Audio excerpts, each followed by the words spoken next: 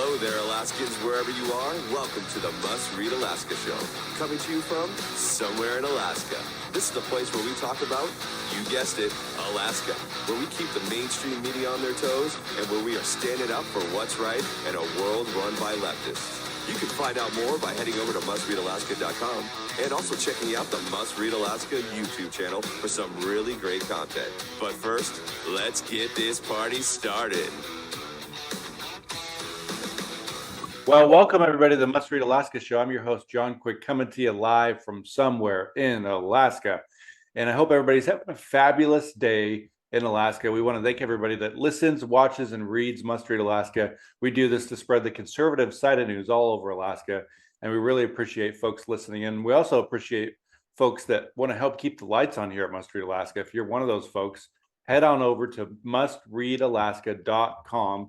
On the right-hand side, there's a little donate button. Click on that bad boy, and every $5, $10, $100 donation helps keep the lights on here.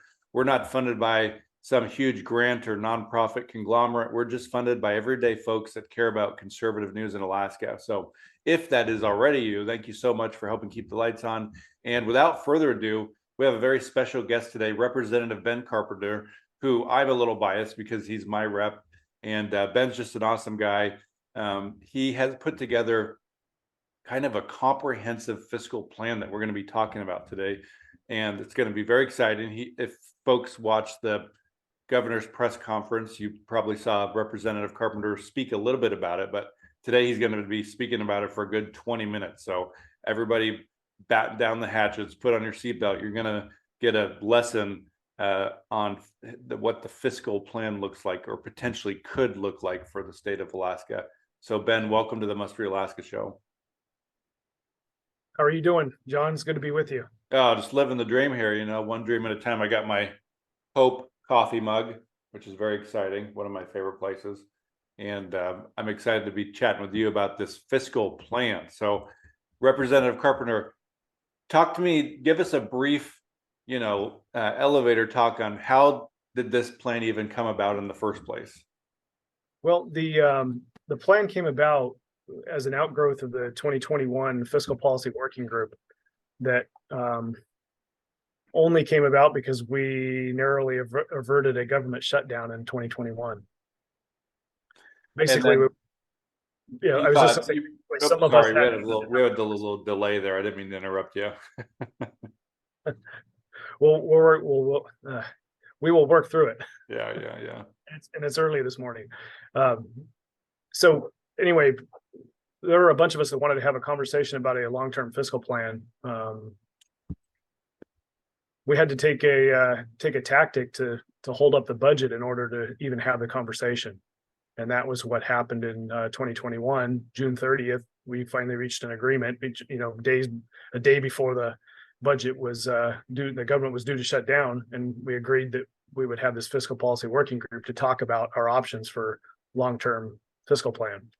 Anyway, so we met in July and August of 21, and there was a bipartisan, bicameral, meaning both the House and the Senate, both caucuses from each body sent an equal number of members to participate in this group, and it produced a report that's public, and that provided some recommendations for how to solve both the numbers fiscal problem.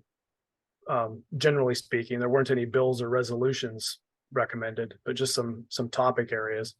And then also how to solve the political problem that kind of sits on top of the larger numbers problem, if you will. And so House Ways and Means, I pick up the chairmanship of that this session in January. And I decided to take that fiscal policy working group report and kind of use it as framework for providing legislation for the legislature to consider in regards to a fiscal plan. And we came up with kind of a 4-point focus to deal with the PFD problem, deal with a spending limit, deal with new revenue, and deal with a tax reduction in order to spur economic growth. And that's kind of what we're, in a nutshell, what we had worked on and continue to work on. We don't have consensus in the legislature right now as to the components of a fiscal plan. There are people that don't want to have a fiscal plan. The current plan that's in play now some people like. And there are others who want to have a fiscal plan, but lots of very varied opinions on what that actually looks like. Some people want to see cuts to the government, to the budget as part of that plan. Some want to see increased spending as part of that plan. It's a smorgasbord of opinions here that is hard to wrap around. But what I found in talking to folks is that when you say there's a structural problem, I'm not sure that people really fully understand what we mean when we say structural problem. And I kind of wanted to have a conversation today about just kind of an education on, from my perspective, what the structural problem is. And if you would indulge me for a minute, I will share this screen and show you Nice. I like a couple it. slides. I heard the word on the street is you have a couple slides for us. And I just have to figure out how to make the technology work. Okay, I think we're getting there. Yep, we got it. Okay, so this isn't my slide. This is Department of Revenue slide. This comes from their presentation in the finance committees. What you're looking at is the spring forecast, Department of Revenue spring forecast for 2023. So this happened March timeframe, March-April timeframe. And this is a pictorial showing the breakdown of money, revenue that comes into the state and where its kind of main categories are. So some people still believe that oil revenue is our main source of revenue for the state. And that is no longer the case. Wow. So that's a kind of a paradigm shift that people have to realize that we're not dependent. We are dependent on oil, but it's not our main source of revenue. A little bit of this is skewed because we've had some lingering COVID relief money, so your federal dollars are a little bit skewed. But over the last since I've been in the legislature, 2018, it's roughly been a third of federal revenue, a third of investment earnings, and a third of petroleum. As you can see here for this year's spring forecast, the federal revenue piece is the largest, but it's really comparable to our investment earnings. And our petroleum comes in third as the size of the amount of revenue that's coming into the state. And then all of the other revenue that the state generates is all de minimis, right? It is not very large. It doesn't impact our budget a whole lot. It's $500 million, less than $500 million. Yeah, so when people say something like, well, just beef up the fisheries or beef up the tourism, beef up the mining, okay, we're going to double it and we're going to move to 0.5 to 1%. That's exactly it, right? But where does the opportunity exist and where do Alaskans work? Yeah. They mostly live and work in that other revenue, other economy. You've got some people that work in the petroleum industry, but they're not the majority of Alaskans. You don't really have a whole lot of people working in the investment earnings piece of this. That's a few Alaskans that work for the Permanent Fund Corporation. We do have quite a bit of people who are dependent on federal money flowing in, but that's not a private sector. It's not like they're generating revenue or generating wealth for the state. There isn't a wealth creation aspect to that money. The wealth creation aspect really is just your petroleum revenue and all of your other revenues. That's where the wealth of the state is. That's where the people are working and where you put peonies in the ground and they pop up every year and you cut them down and you sell them and you create wealth out of that activity, right? Whatever the private sector economic activity is, it's represented in all of that revenue that isn't coming into the state. That's de minimis. So we talk about a structural problem. So I've got a picture of the state here, and I've highlighted that the center circle there that says legislative decisions. It's pure white, right? Because all of our decisions are made purely. We're very purely focused. I like that. So what we do have to make our pure decisions is revenue coming in. And like we said, the main sources of revenue are federal funds, permanent fund earnings, and oil taxes, and a small amount of other. And then the influence that's happening within the legislature is the government lobby. One, it's because of the revenue sources and where the money's being spent. And two, it's because we're down in Juneau. We've got government institutions, and that's all of our state government that is vying for money. That's all of the local municipalities and school districts that are vying for money. Then you've got nonprofits that have been created in the state to serve quasi-government roles of dealing with social services and that type of thing. We started funding an additional set of nonprofits in the last budget cycle, which was daycare.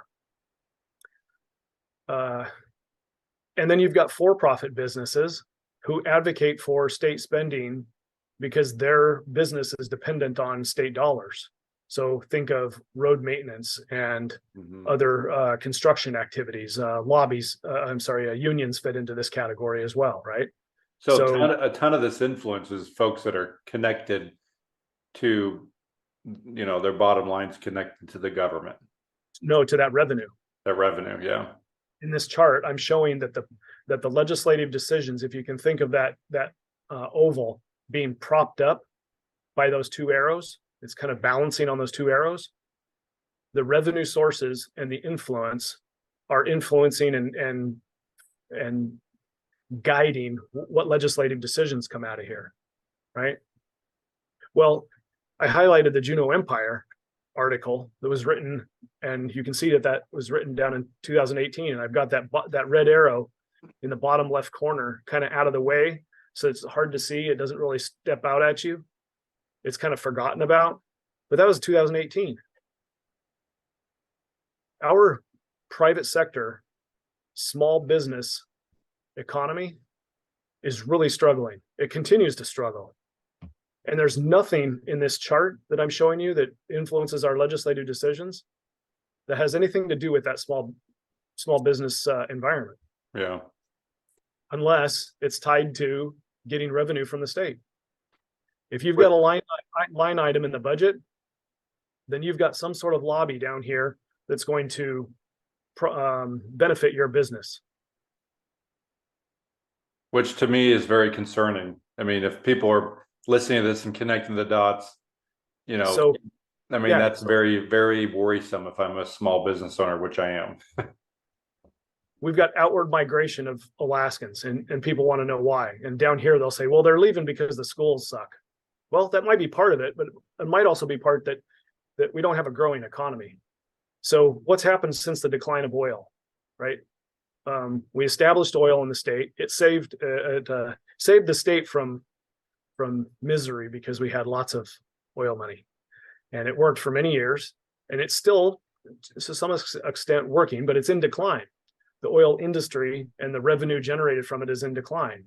You have to continue to explore and drill new wells and produce more amounts of oil to see an increase in oil revenue into the future. And we're not doing that. The political environment, both nationally and internationally, is making it very difficult for oil industry to drill new wells. So for the foreseeable future, not excluding the Willow project, we're going to continue to see a decline of oil revenue. Well, this decline started decades ago. We recognized it. We did what legislatures do. We adjusted our tax scheme to make more revenue for us at the cost of oil industry, right? That's how we came up with the ACES tax scheme. I like that you call it a scheme.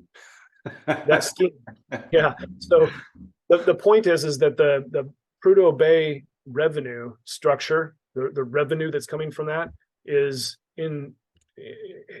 over long term is going to continue to be in decline. So over the past decade, we spent down our savings, recognizing that oil was not going to fill the budget. We reduced some of our expenses, largely capital investments, capital spending, and some statewide items and some operating expenses. So we've done some reductions in state spending. But we spent down $16 billion down to about $2 billion as it's currently at. And if we don't do anything different, we're going to continue having to pull from that CBR with the decline of oil. If oil comes up, then we don't have to pull from the CBR. We don't have any other choice if those are the two sources of revenue. It's not, and I'll get to that in a minute. But you would have to continue to spend out of the CBR to balance your budget if your oil is not going to pay the bills. And that's only got a couple years left. And it's only got a couple years left at the rate at which we need to pull from. Okay. So now we've got the permanent fund dividend program that has, since Governor Walker was in, got tapped to help pay for state government. So when I came in 2018, we were still, fighting over a statutory PFD. And over the years, it's turned into a 5% of market value and a 50-50 draw. And now we're at a 25-75 because we don't have another source of revenue. Oil is declining. CBR balance is about gone. Our savings is about gone. And we don't have another source of revenue. And what the question's got to be, what's next? Because our government is going to continue to grow. Even if, and I'm not saying that from a political perspective, I'm saying that from a numbers perspective. We could change that, but we have programmatic increases and we have inflationary increases that will, over time, the government will just naturally grow. We have to be very disciplined to prevent that from happening. And discipline is not a word that I would use to describe our legislature. Yeah, even if you have a group of folks down there that are committed to small government, worst case scenarios, it's still going to grow at the rate of inflation, probably. And I showed with the previous slide that the effort that it takes to instill discipline is directly related to the amount of lobbying that goes on down here from the government lobby to increase spending. And that's increased spending through operational budgets, meaning institutions need additional spending. And then that's lobbying for additional capital projects, for necessary capital projects. So it's a never-ending cycle and a very influential lobby that continues the growth of government. So what happens next, right? So you've got oil money, which the state has kind of been its largest source of revenue. It's not enough to pay for state government anymore. We've used our savings. It's about gone, and it's not enough to continue with the spending of the growth of government. And our PFD the permanent fund dividend is going to be gone because the growth of government is going to consume it. We don't have another source of revenue, and we don't have the will to reduce the spending.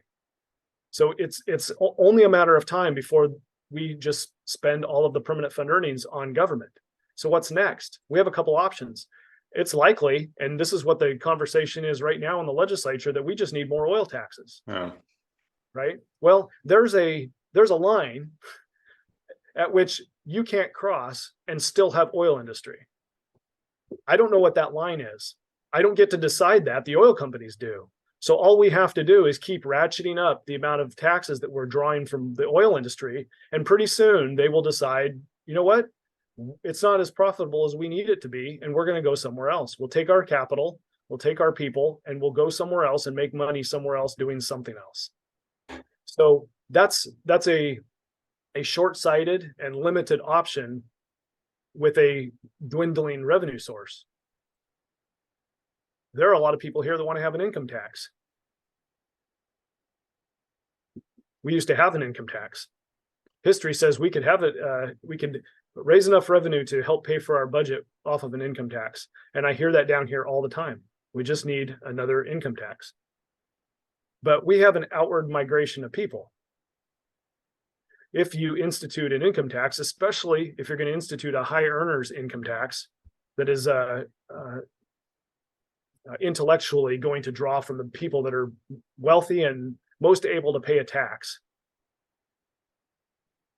what are they going to do? They're going to say, bye-bye.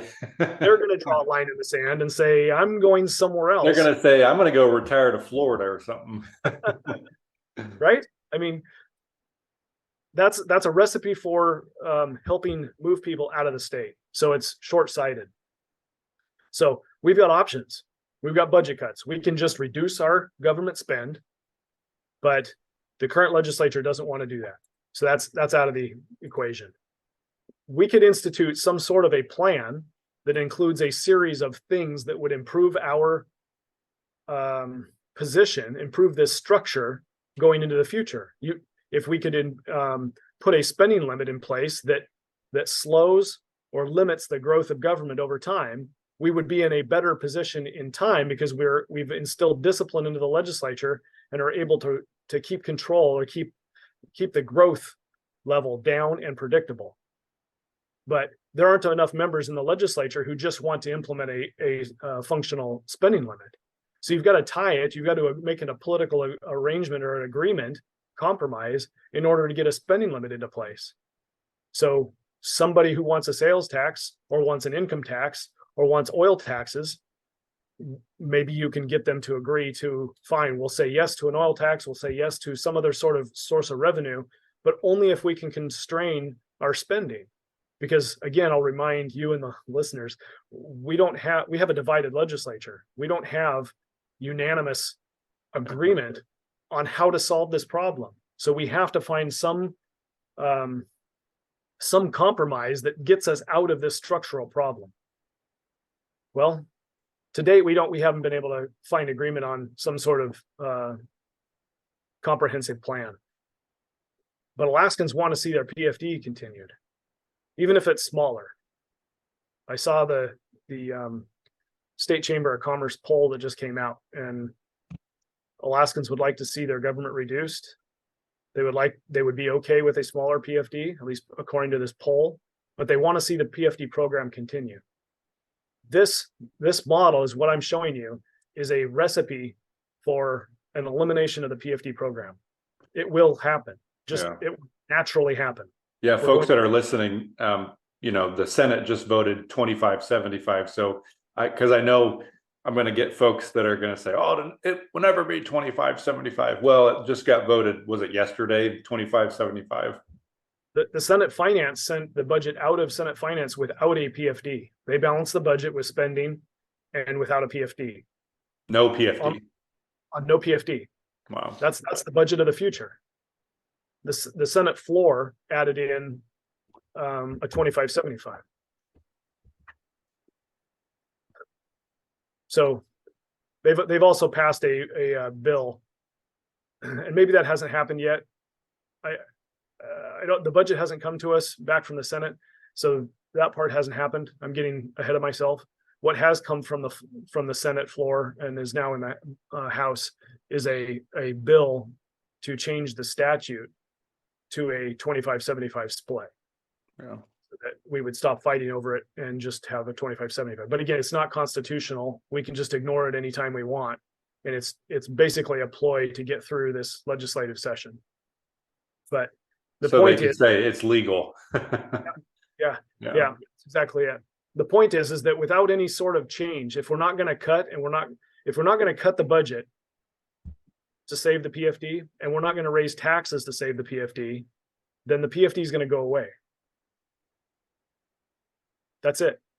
Yeah. Those are your options. Those are the two levers you have to make. You either have to have the will to reduce spending or have to have the will to raise revenue somewhere else in order to see the permanent fund earnings come to us. Now, this is what I'm concerned about. Government wins, the people leave. We don't have government in U-Haul. Right? So I'm going to go back a couple slides here just to have this. So this is what's really important. We're not going to see growth in our economy until a couple things happen. One, there's got to be a reason for people to stay in Alaska or come to it. And those reasons are varied. One of them, and probably the biggest one, is economic growth. There have to be jobs and good paying jobs in Alaska for people to want to come to Alaska and stay here. There needs to be good schools. If I'm going to raise a family, we need to have good quality schools.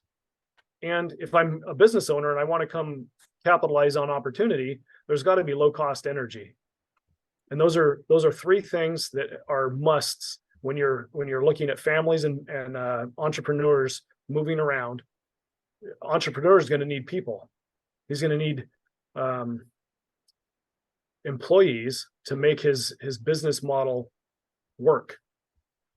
So you need good education, you need good jobs, you need low cost energy, and for the most part, we don't really talk about solutions here because none of that is really required for the government lobby.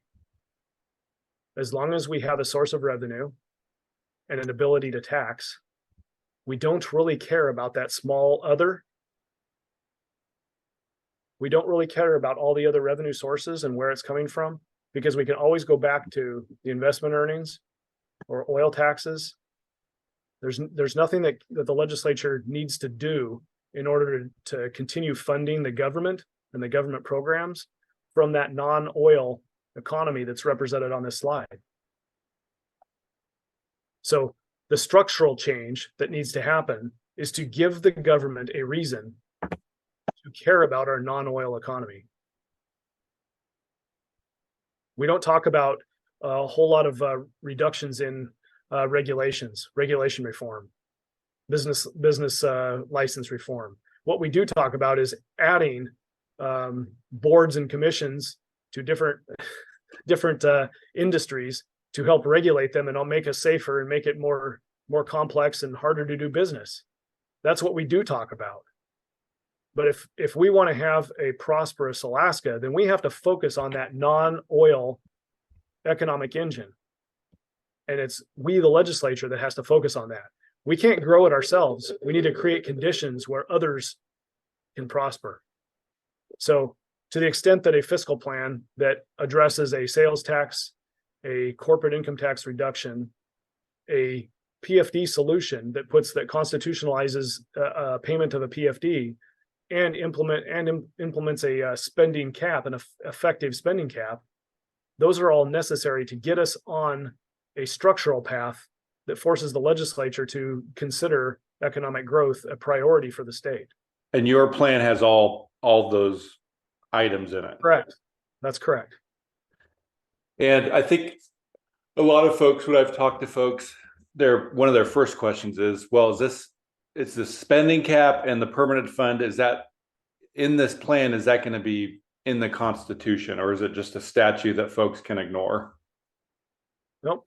So the PFD solution, my HJR House Joint Resolution 7 spells out that the permanent fund dividend program is dedicated. So we've got a prohibition against the dedication of funds in our Constitution.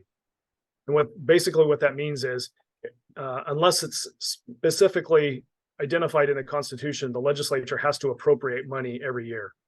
So House Joint Resolution 7 modifies the Constitution to enable us to dedicate the revenue from the permanent fund to two particular sources, one to the permanent fund dividend program and one to state government.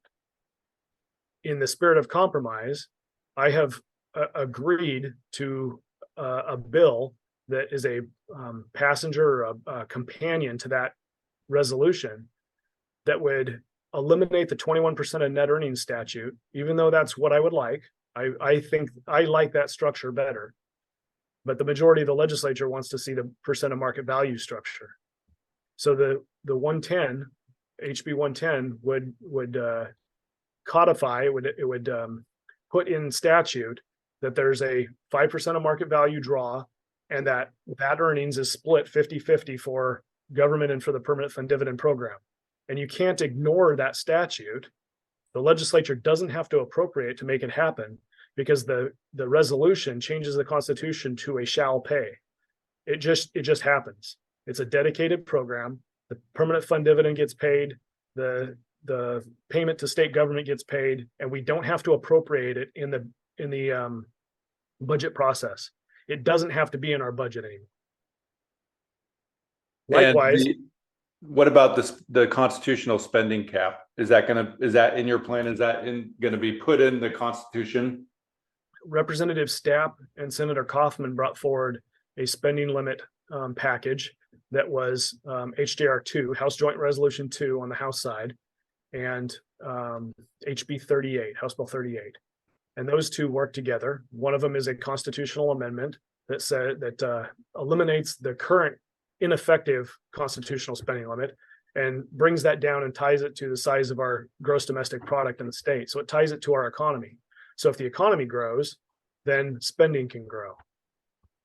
So, but it's constitutional, and his limit puts a constitutional number in there of 14%. The HB 38 is a companion to that and says there's a lower limit of 11.5%, and you can bypass that 11.5% only for capital spending. So your operating budget is limited to 11.5%, basically. And then your capital spend can be between the 11% and the 14%. And it requires a higher threshold vote to override that spending limit. So can these two things, is this something that is going to be on the ballot, or is this something that you guys can implement? What's the thought process there? Great question. Both of the resolutions require the people to vote on them because they're modifying the Constitution. Okay. People would have to say yes to a spending limit, and they would have to say yes to constitutionalizing the PFD. And the other bills, the companion pieces of legislation, are tied to the passage of those bills. So they wouldn't take effect unless the resolutions are passed. That can be written into the piece of legislation so that we pass the legislation, and then, next year when we vote, they won't take effect if the people vote the plan down. Same thing with the sales tax. The sales tax could be written so that if people say no to a spending limit and no to a permanent fund dividend, constitutionally protected permanent fund dividend, then the sales tax wouldn't come into effect.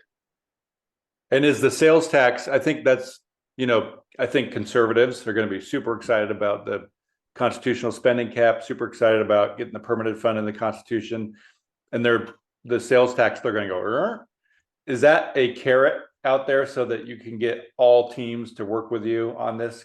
Talk to me a little bit about that.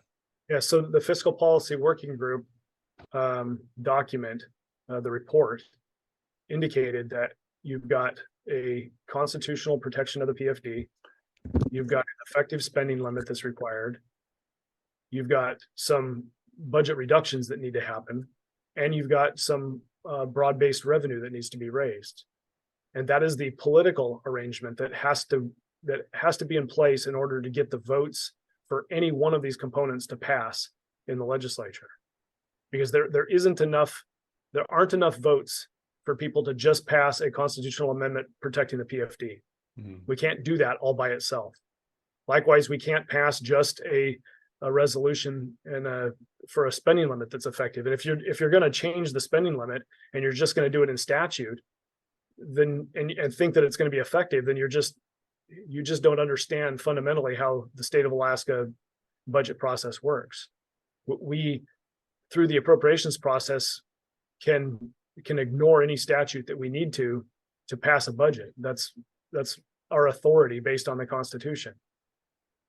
I don't agree with that, but that's the way it is. That's the reality. That's why you can, essentially, meet longer than 90 days. That's one of the biggest questions is, well, they don't pay attention to it. Well, realistically, you all can pretty much do whatever you want.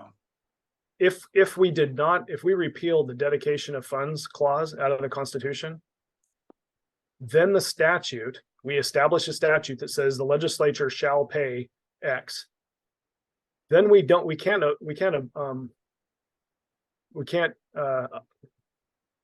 violate that. Yeah.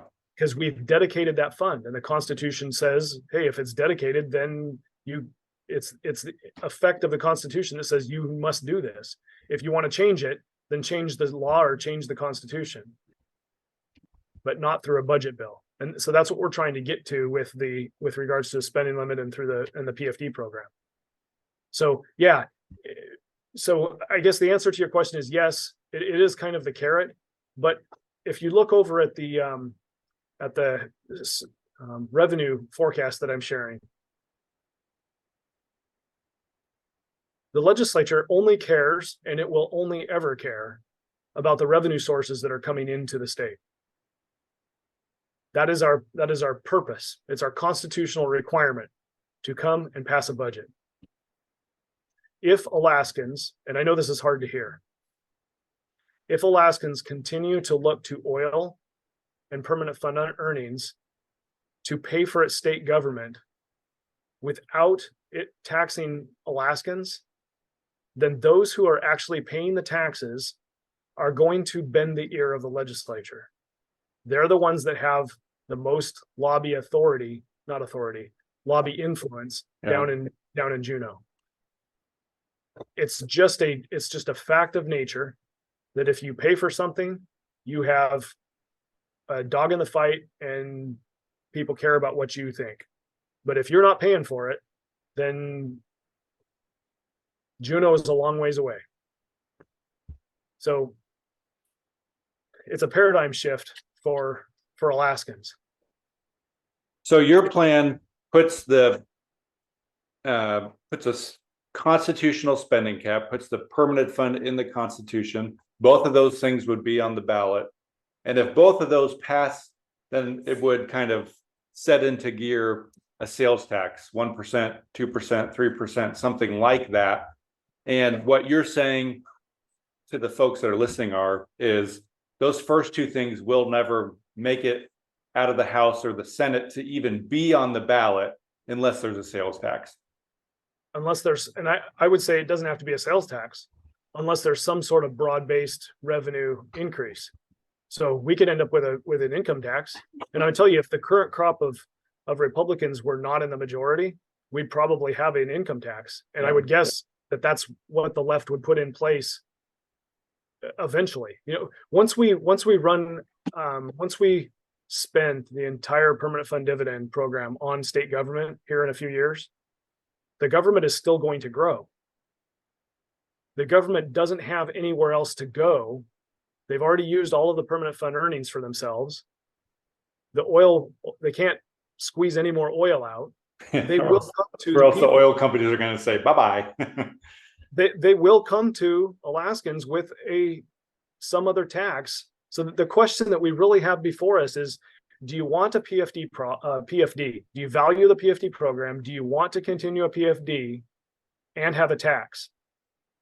Or do you want to have a tax and no dividend? Because that's where it's headed. So what do you say to the folks that say, well, and I'm in this boat, you and I have had this conversation, just cut your way out of it, figure it out, cut it. I don't understand why you're doing more of this mumbo jumbo, political stuff. Just go in there and start slicing and dicing. Yeah. So that's technically possible, but it means that the way we do government would be drastically changed. And that causes pain and discomfort within the government lobby, and therefore pain and discomfort down here in Juneau. We don't have the legislators elected that are willing to endure that kind of discomfort in order to reduce the spending on the state budget. You would literally have to be addressing the two largest budgets that we have, education and health, Medicaid. You would have to make some sort of drastic changes to the way we do it. Your deficit this year is between $800 and $900 million. So you're going to take $400, $500, $600, $700 million out of either of those two budgets. It's a drastic restructuring of what those two organizations would do. If you cut it out of education, then your local school districts and local boroughs are going to have a shift of some kind in spending or in services provided. So if that's what Alaskans want, then we can do that. It is technically possible to just line item, and the governor could do it too. Just line item it out. We won't spend on that, and those programs would atrophy or not get funded, and they would die and go away, and we would have a new normal without those programs. We'd figure out a way to do it. But you don't have the legislature to be able to do that. You don't have the people down here. Yeah, and I think a lot of folks, unfortunately, God bless him, the governor had a good run at it, and we all conservative saw what that was like, he, you might as well thought he was killing a bunch of kittens in his basement. That's how they treated him. And I think that scares a lot of folks from elected folks from making those cuts, because they're like, holy crap, remember what happened to Governor Dunleavy when he tried to make cuts? The sky was falling. You're making a point that I was going to bring up. From a human nature perspective, those who were in the legislature for Dunleavy's first term are a little gun shy. Yeah. Because those in the legislature who did support the reductions, some of them got hammered for doing so by constituencies and by the government lobby. And there wasn't a whole lot of vocal support for those individuals. And they're just gun shy. Yeah. Right or wrong, my intuition and my political philosophy says I don't have to worry about the criticism. I'm here to do a job. Yeah. But I'm not all people, and people don't think like I do. So the very human reality is that some people are going to shy away and are shying away from criticism about making hard decisions to cut the budget. It isn't right or wrong. It just is. That is just the reality we have here. I'm not passing judgment on anybody. I'm just saying that's just what it is. This is what it is. So in your opinion, you're one of the more senior House people there now. You've been around for budget cycles. If something like this fiscal plan does not get put in place this year or next year, sayonara to the permanent fund. Yes. So you said permanent fund, not permanent fund dividend. Yeah. So here's a sticky problem.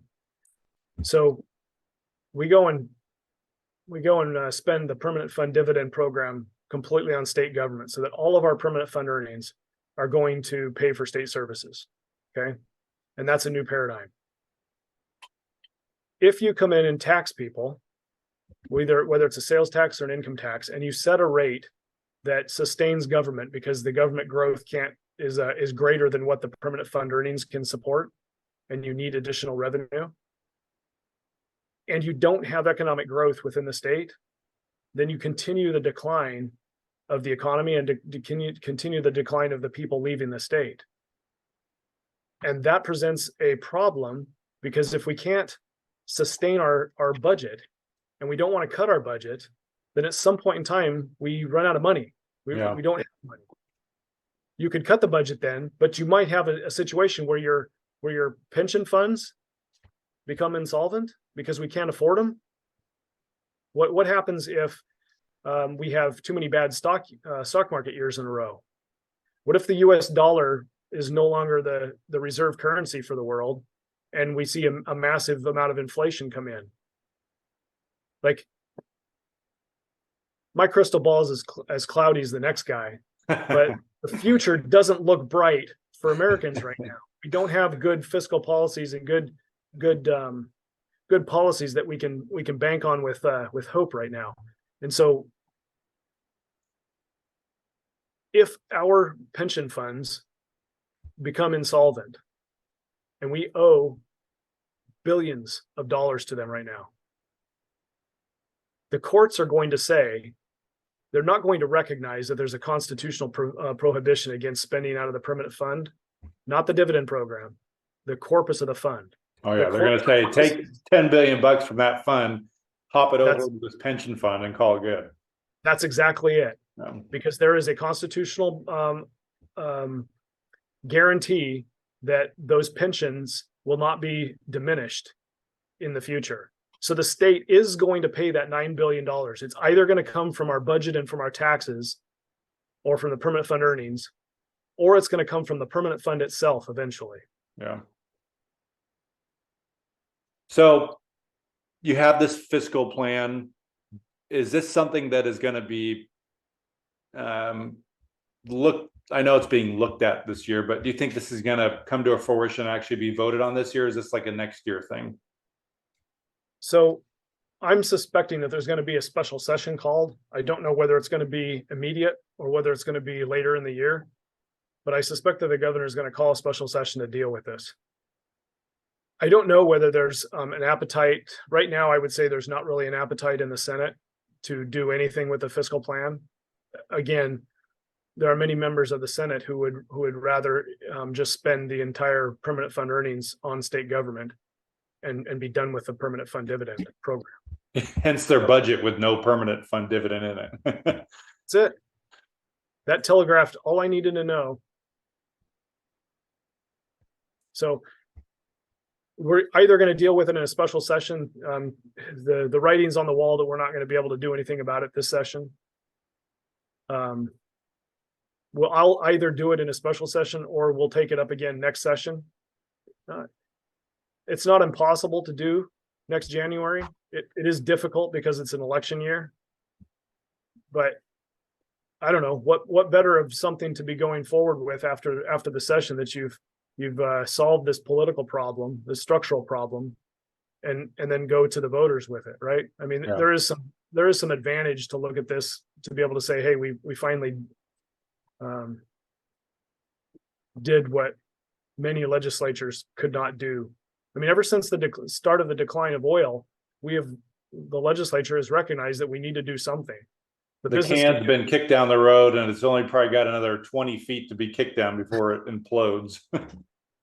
And there's some philosophy here in the state and also in the legislature that says, hey, the only way you're ever going to get to change that matters, that's needed, is to run the train off the tracks, to spend all the money, just be done, be broke, and then it forces everybody to have to make decisions. There's truth to that. That is a way.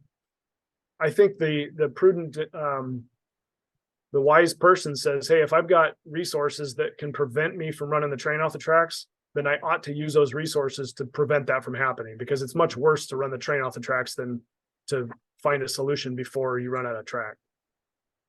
Well, I think this has been very helpful, Representative Carpenter. I do really appreciate you thinking about what does it look like for Alaska to have a long-term fiscal plan. I think you've got great staff there helping you. For folks that need to be reminded, he has Donna Arduin helping on, I think, is she on one of the committees as a staff person? Yeah, she's my policy advisor for House Ways and Means. Nice. And she is just phenomenal, folks. I mean, our crowd knows her, but man, she is one of the leading budget experts in the whole United States when it comes to state budgets. And we're blessed to have her here in the state again, working with Ben. And Ben, do you have any last minute thoughts here before we head off? Yeah, I would and I think Donna would want me to put a plug in for other states that have ratcheted back their income taxes and are relying on a sales tax structure, that those states are booming. That when you remove taxes from the function of actually going to work and change the structure of taxes to that which is spending, then you have a better stable growth curve for state governments and for the economy of the state. And I just have to remind people that if you're thinking about what you really, really want, is it a large PFD or is it a growing economy? If we're telegraphing in our conversations to our legislators that what we really want is a growing economy, then we need to have those conversations. What do we put in place to grow our economy? A permanent fund dividend that is consumed by the government does not benefit our private sector economy. A permanent fund dividend that gets spent in our private sector economy benefits our private sector economy. And if you put a tax in place that then helps fund the government, then some of that permanent fund comes back to the state government through a sales tax, but it's benefiting our private sector growth. That is a much preferable situation to be in than no permanent fund dividend and a tax, because that's where we're headed. Well, thank you so much for joining us, Representative Carpenter. We'll put a link to your bills here in the podcast description so folks can go check them out. And we wish you success down there in Juneau, and I'm sure I'll see you when you get back here in town in Nikiski. We hope everybody has an amazing rest of their day here in Alaska and wherever you're listening to all around the globe. And until next time, I'm John Quick from somewhere in Alaska. Thanks, Representative Carpenter. Thanks, Don. It was good. Thanks for Yep. the conversation.